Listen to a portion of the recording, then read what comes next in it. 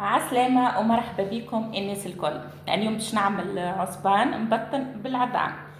باهي نستحقوا السميد، زوج كعبات عظم.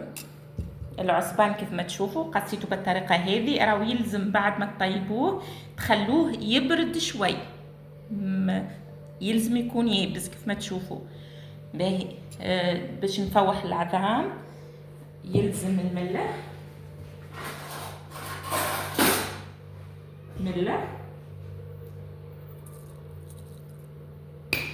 فلفل اكحل،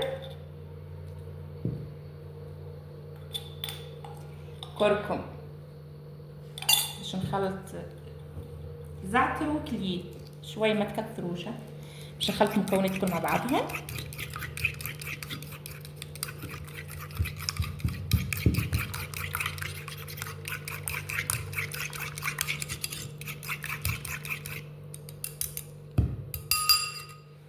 ناخذوا طرش هكا نتاع العصبان كيف من هكا، نحطوه في السميد منا ومنا،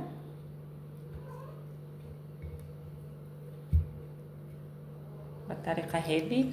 لهنا نزيدوه هكا بالعظام هكا. هذاك علاش قلت لكم يلزم يكون العصبان يابس كيف من هكا، معناتها هكا شاد روحه باش يساعدنا بالكدا باش ما يتفتفتش لينا كيف ما تشوفوا. باش نشعل الغاز نتاعي،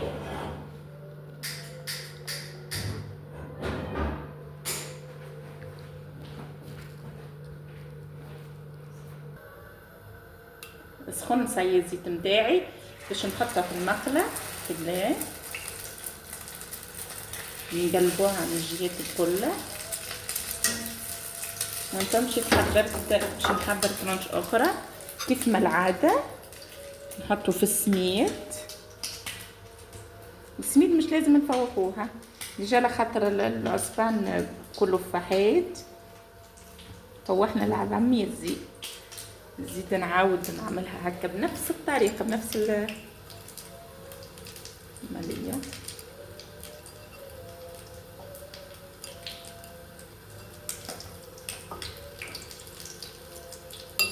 ما ننسوش هذه كل مره نعملوا عليها طله.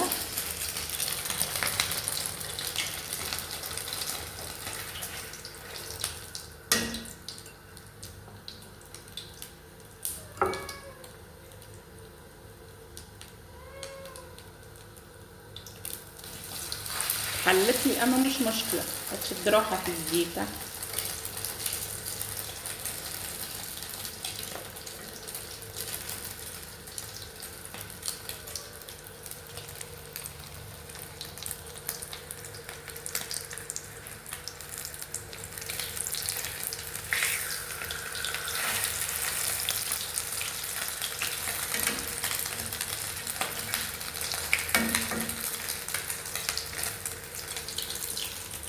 نكمل بنفس الطريقة نفس العملية، باش نحطها لهنا في السميد، باش نحطها في العظم،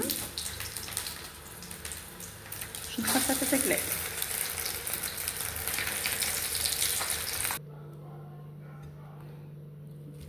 صايي الوصفة صايي متاعي ها هي حاضر كيف ما تشوفوا، جربوها راهي حاجة بنينة على الاخر كما تشوفوا. بالحق ما ياكلش العصبان هذه باش يولي ياكلوا عينه مغمضه.